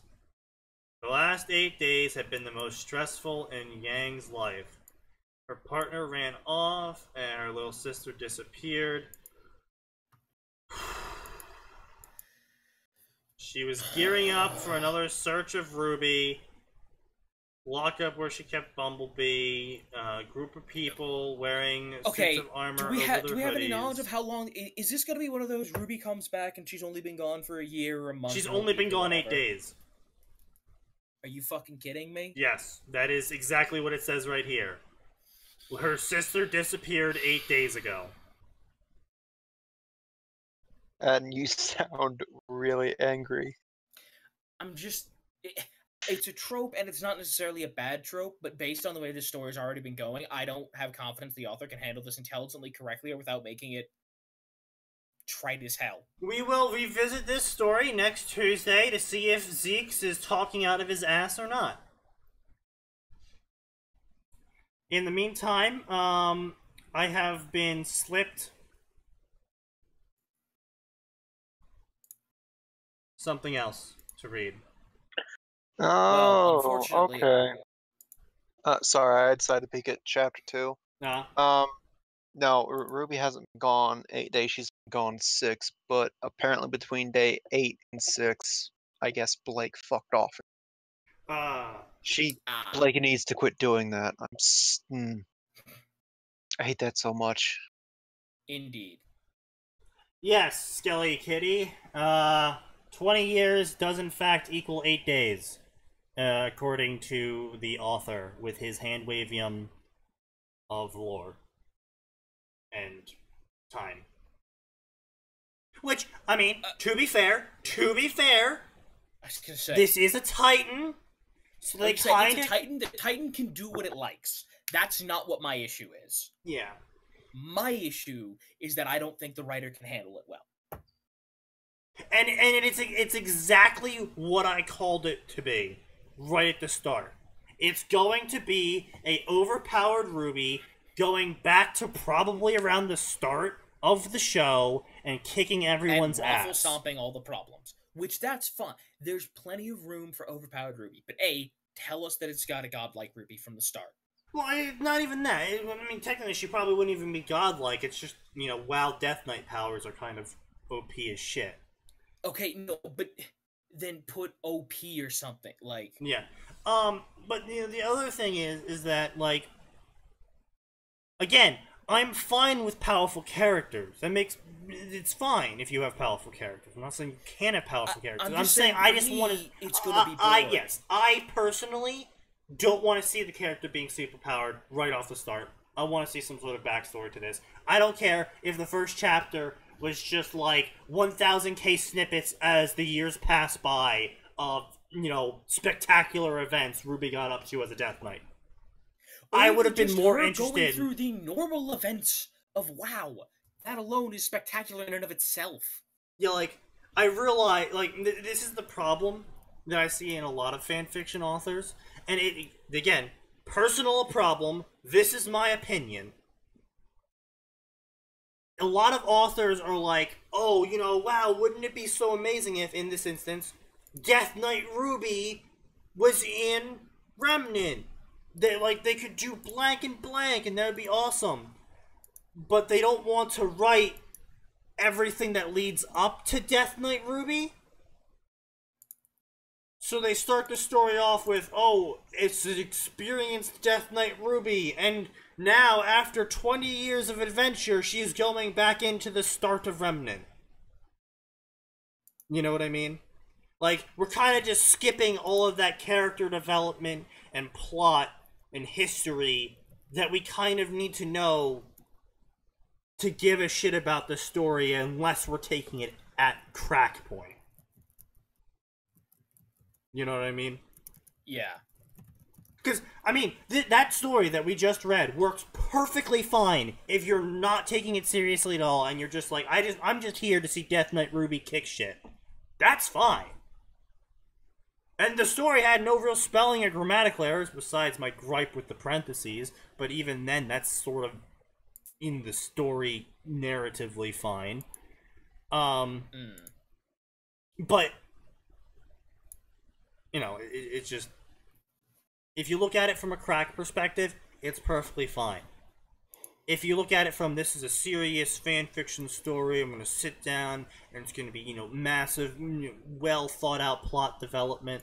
And I've seen plenty of those. So it's not like it's an unrealistic bar to, expect. Yeah. It's not anyway, that. Yeah. I have to go help make dinner, so I'm going to be stepping out a few minutes early. Alright, so, Max, let's get your opinion. Your opinion on the story we just read. I'm going to stick around for Max's opinion. Honestly, because I use completely different measuring standards from you guys, I probably would be willing to give this story a chance. Like, since I don't actually know near as much about WoW as you guys do, there's less for it to piss me off with. Fair enough. And like I said, I probably will read this story. Like... But as crack. Okay, Sneak. Anyway, ignoring Sneaky's rant aside, I don't think it's crap. No, as crack, not crap. Oh, okay. Yeah. Okay, as crack. Okay. I was going to say, my personal opinion, grammar-wise, it's fine. Flow-wise, it's fine. That's something that needs to be said that doesn't get nearly enough praise from us. It flows fine. Yeah, that's true. Yeah, it did flow fine. The little bit we've seen of Ruby doesn't seem out of character, but we don't really see anything that gives us a chance to see how she would... Like, there's no situations where it's clear, this is how Ruby should be reacting. I'm not a fan of the fact that we're skipping straight into her going straight to Remnant with a bunch of Death Knight powers. And for me, I probably wouldn't have kept reading because I'd be like, okay, but there's all this stuff that I, as someone who's played a crap ton of WoW, and, a crap ton of, I've played a bunch of Warcraft and a bunch of World of Warcraft, there's a bunch of stuff that I personally need explained, like, how on earth any of the stuff, like, what they just let a Death Knight keep both Frostmourne and Shadowmourne?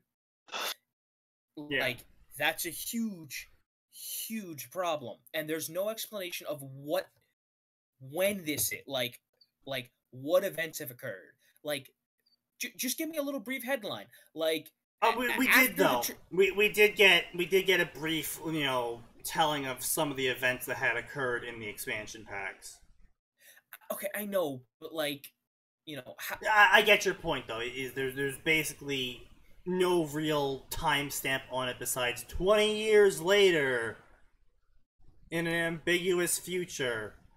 Yeah, that's what I'm saying. Like, if it'd been like after the trial of Grom Hellscream, yeah, or after the events of the, after the purging of the Burning Legion or something. Yeah, no, I understand.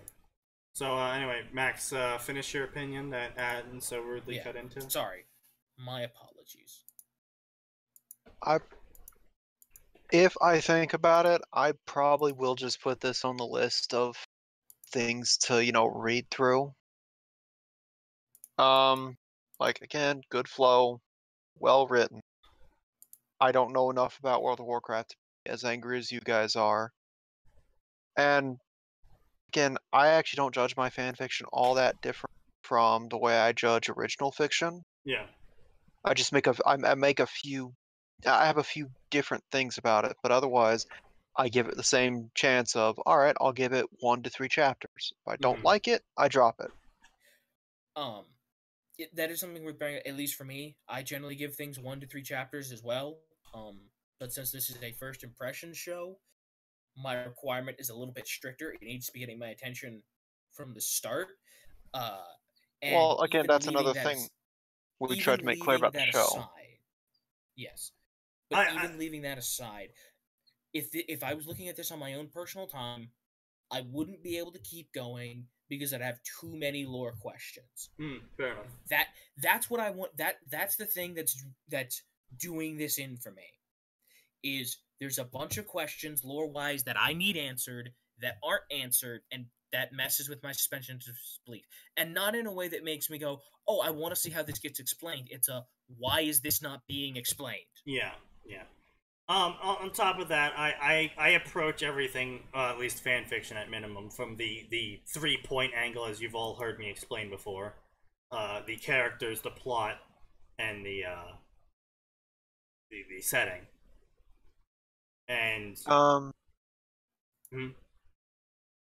I'm gonna let you finish, because I actually have something I want to address now that I've read Zex's little rant a bit more closely. No problem. Okay. With the 3-point angle for that fic, the plot is more or less non-existent right now. It's heavily implied what we're going to see. And again, I said, from a crack, there's 2 categories for this: crack and serious. If you're trying to read this story from a serious angle, you're probably, in my opinion of how I filter things, not going to enjoy it. If you're reading it for a curb stomp, you're going to enjoy it. It's going to be cracky. It's going to be a curb stomp. Character-wise, it's not so good on the serious angle, because it's a Ruby who's ambiguously been 20 years aged and gone through, like, several wars and killed thousands. But hasn't physically changed at all to make to make it hard for people to reconcile. Yes. On a cracky perspective, it's fine. It's going to be interesting. You're going to get the laugh at everyone being like, "Oh, she's just a little girl," and then she's like, "Oh, I'm going to murder these people." I was going to say, and blood rage. And then, from the setting perspective, again, it fails on the serious count because it completely ignores the previous WoW setting, and it's just like, oh yeah, things happened, she got upgrades, and now we're moving into Ruby, 6 days, like, probably in the first season or something. And it's just like, But again, from a cracky angle, if you're going to look at for a curb stomp, this is going to be a curb stomp story. Hopefully. A reasonably well written. Hopefully. And yes, it is reasonably well written, which is always a major plus. Yep. Anyway, Max. Alright, so part of Zex's rant is that he calls this a critique and calls the critique of this fic complete bullshit. I'm going to say this now, because there have been a number of streams I haven't been on. One of the quickest ways to actually push my button is to put words in my mouth.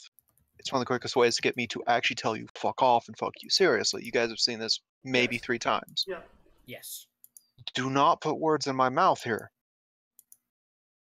I don't know if what you two have been telling the fans. This is not a critique of complete fictions. This is a critique of the first chapter. It is first impressions only. We have never presented it At any no different point in way. time have we ever presented ourselves as critiquists. In fact, often, even when you're not on stream, Atin or I have said we're not orators, we're not editors, we're not really professional writers.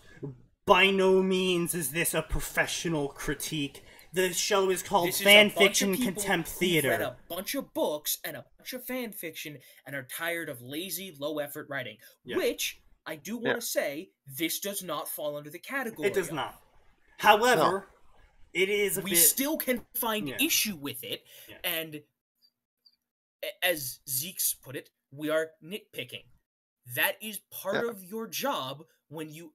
whether you are doing a full critique of something, or you are looking at the first chapter, or the 5th chapter, I'm glad you want to hear my or voice. the 12th chapter. Never do that again. Yeah. Sorry, I was Whether you're looking at the first chapter, or the 5th chapter, or the 12th chapter. Yeah. Part of your job when critiquing is to nitpick. You're supposed to find problems. You're supposed to actively look for problems and point them out. Yeah, and another thing, and this is going to be an immediate thing here. With Zex's rant that pissed me off was they appear to be implying that fan fiction and original fiction should always be judged together. That's the implication I'm getting here. Yeah, but the that's issue what I got here, from him as well, yeah. and the biggest issue with this implication, if that is indeed what they are claiming, in fanfiction, Sneaky has pounded this into the ground ridiculously. There are certain preconceptions that you go into the story with. He claims we're disregarding the potential for the story. We are not disregarding the potential. Sneaky has a personal bias against in media res because it became a tired trope in the things he saw and read, and most of the time it wasn't used well. Alright? So, mind, we're human. We have opinions. You know what this show is? Atin, would you like to explain what this show is? And I don't know. 2, 3 words? First impressions. Fanfiction Contempt I think I Theater! got that right. Okay. Our opinions also works. Yeah. Stupid humans works too. Alright.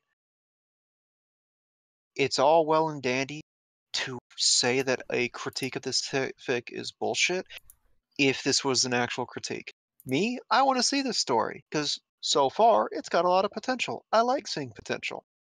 I like seeing potential that's not stomped into the ground and completely misused, like the steampunk fiction that Sneaky read on stream from a friend of his. Yeah. A lot of potential to that story, but it wasn't being used to its fullest. This story, a lot of potential. It's using a good portion of it. I'm looking at chapter 2 so far. There's only one weakness I'm seeing in the author so far in chapter 2. No. And that I is, want to point they out, just need to work on their characterization, dialogue, and interaction. That's all I'm seeing in just the first, Which to be fair, is quite a hard aspect of writing. That's a very common problem, both in I would original like to fiction point out as well, and fanfiction. correct me if I'm wrong, but I don't believe at any point we said that this was a bad story.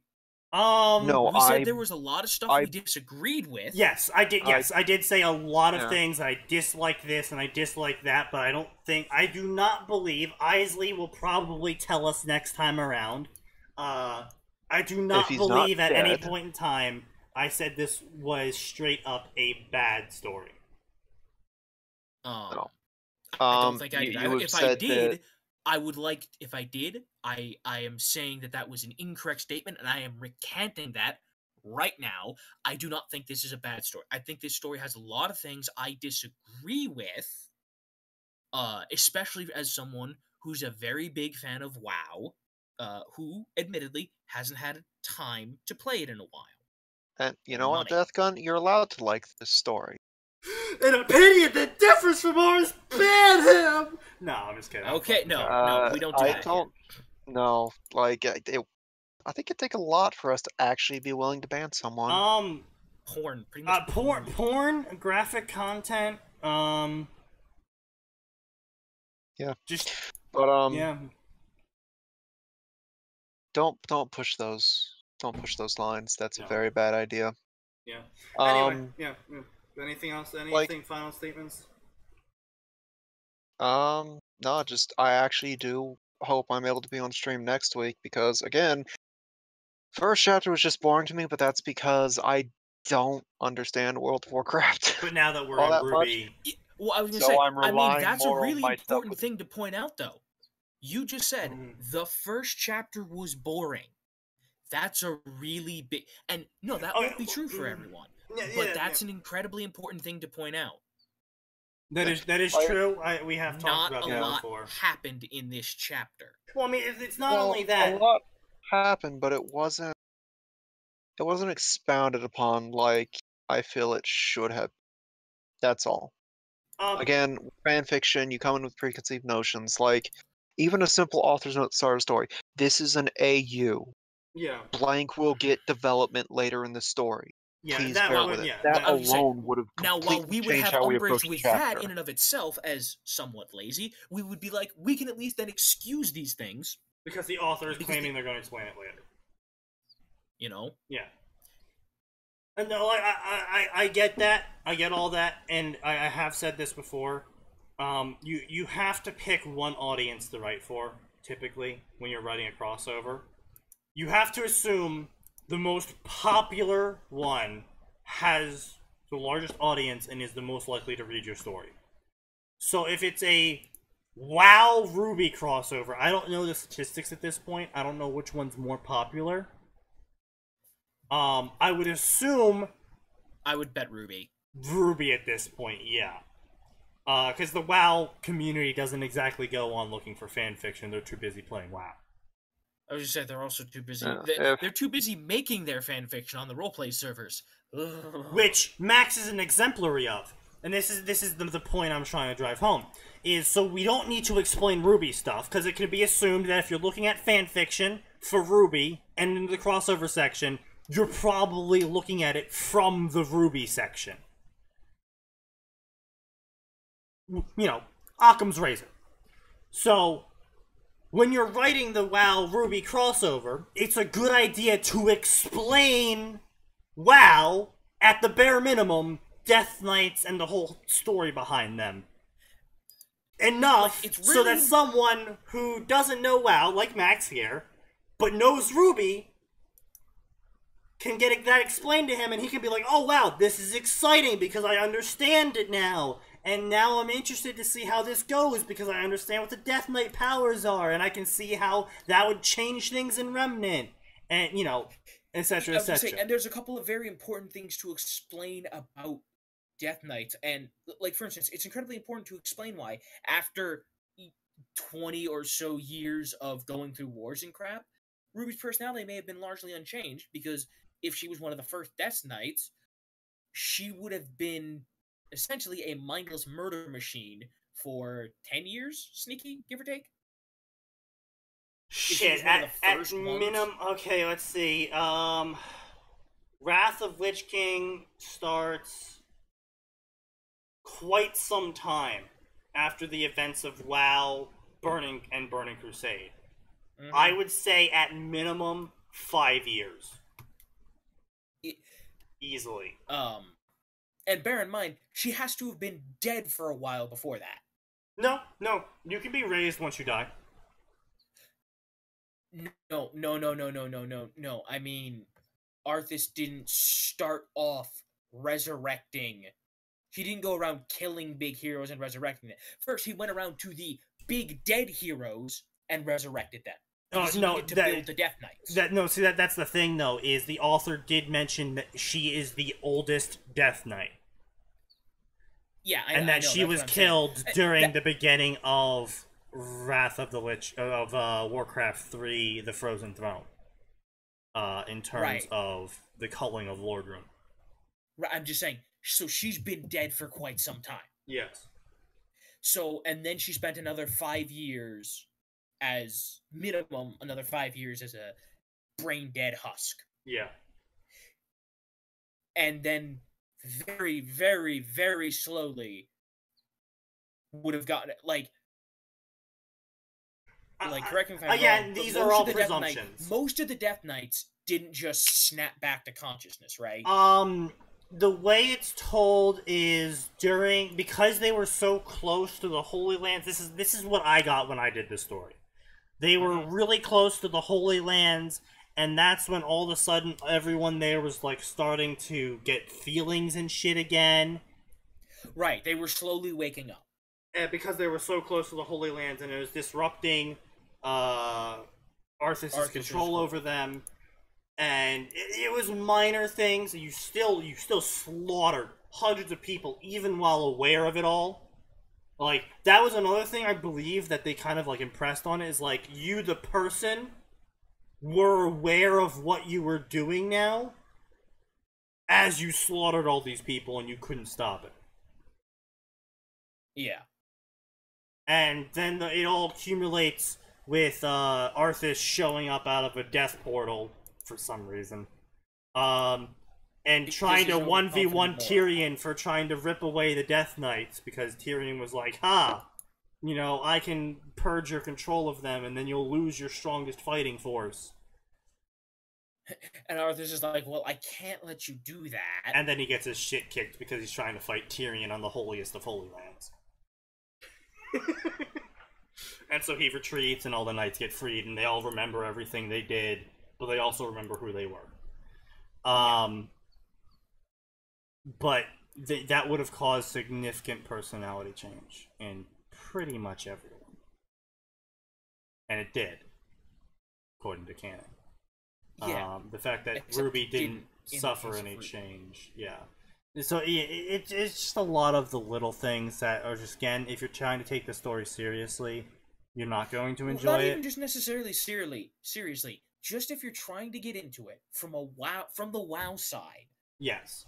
But if you're trying to get, again, this is all stuff that would fly completely over the Ruby side's heads, and it's stuff that pointed out. Yeah, it's stuff that actually does need to be explained, though. Like I said, at minimum, it probably would have been a better way to start that sort of story off with explaining the events of World of Warcraft, assuming that the person reading it is a Ruby fan. And even then, the World of Warcraft fans will enjoy it because they'll be like, okay, so how is Ruby gonna go about doing these events? Indeed. But anyway, we've beat this horse to death. We are gonna move on to this final story. You're gonna go cook dinner. Everyone's gonna sacrifice the Tzeentch. It's not a clock. Can we just end? It's a 600-word story. Not Tzeentch. Good night. Yeah, good night. This is a original story. It's a horror by author unknown. A beautiful painting contains a single smudge, is the summary. The painting was a pleasant landscape of a forest, full of soft brown tree trunks and the warm colors of autumn. A white path dappled with yellow specks of paint to imply sunlight streaming through the canopy bisected the composition. It had only one defect. A smudge in the far, far background, left there uncorrected as if the artist had let their brush slip for a moment, and had not bothered to hide it with a final layer of paint. Shame, since the rest of the painting was so beautiful save this one mark, which was a pure ebony. Painters don't usually use true black. More often it's a shade of blue or gray. It isn't that noticeable. Audrey leaned with one knee propped against the back of my tiny couch and squinted at the painting. Her nose was so close she might as well sniff the paint. You think? I asked. I think it livens the place up. No one's going to notice something that small anyway. The only reason you do is because you're so anal about everything. I'm not. She did that thing with her eyebrows and the tilt of her head that always drove me crazy. Just like always, I couldn't tell if the crazy was good or bad. Anyway, I changed the subject. Now I have some art in here. No more bare bones. Aren't you proud of me? I do believe I am. She awarded me with one of her perfect kisses. I lost myself in it. Good crazy. Definitely good crazy. Can't hear me. I don't know why. The audio is transmitting just fine from my side. Max, you want to take a dip into the channel and see if it's... Yeah, I've dipped into the channel. The audio is a bit quiet, but Oh, like my bad. still there. I'm just not shouting. Sorry. Chris apparently hears you. Alright, so it's just Death Gun then, I suppose. It took exactly 1 day for me to regret buying the painting. As I do every morning, I stepped out of the bathroom and meandered around my apartment while I brushed my teeth. My gaze happened to fall on the painting, and I stopped to stare at it. That's when I saw... I don't know why I noticed it, but I noticed it. The smudge was 3 trees closer. My jaw went slack and the toothbrush started slipping out of my mouth, so I chomped down to catch it. The toothbrush skidded between my teeth and jammed into my palate. Bristles poked my gums and my mint toothpaste gone stale smeared along my taste buds. A hospital taste, antiseptic, invasive. I knelt on the couch, braced myself with both hands flat against the wall, and scrutinized. The smudge had eyes. I'm not one to reel back or otherwise flail for the sake of drama, but you can bet I bit my toothbrush harder. With one adrenaline-fueled motion, I wrenched the painting off the wall and flung it across the room. The canvas skittered across the checkerboard tile and banged against the opposite wall with a thump that sounded like a stab. Then it lay there on its face, motionless, taunting me with its normalcy. I stepped toward it. Stepped again. It lay still. I removed the toothbrush from my mouth and spat. Heard the squelchy plunk as the spit hit the floor. The painting did nothing. I could hear myself breathe. My blood seared in my veins. Sweat licked my forehead and slid in cold trails down my face. I was going crazy. Bad crazy. Had to be. Had to stop going crazy. Under the pretense of getting a rag to clean up the splatter of toothpaste on the floor, I returned to the bathroom. I placed my toothbrush back in its little container on the sink like a rational person. Like a person who wasn't imagining malevolent smudges inside the painting strokes. Then, taking my time, I took a swig of water, sloshed it around in my mouth, and spat in the sink, where the spit is supposed to go. I grabbed a rag to clean up the unsanitary splotch on the floor of my living room.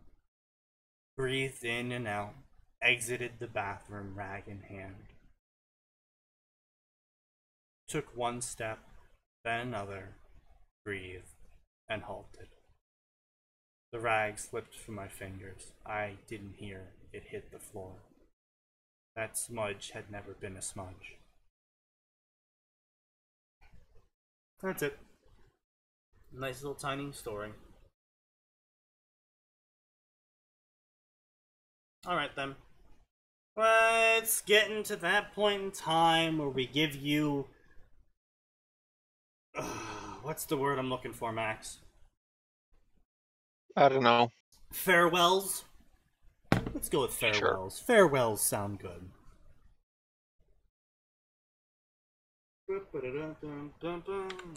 Alright. Sorry to those of you joining us a little bit late. We are ending now. And as it is, today and at this time, we end our stream.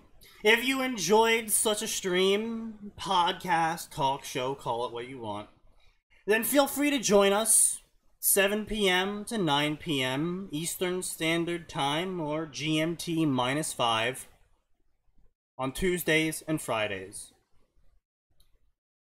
If you liked it and enjoyed it even more, we have the archived posts found on the YouTube link down below. If you're already on YouTube, well, what are you waiting for? Watch the rest of our podcasts. Tell your friends. Don't tell your family. We'll see you next time. And as always, there's always more, and it always gets worse.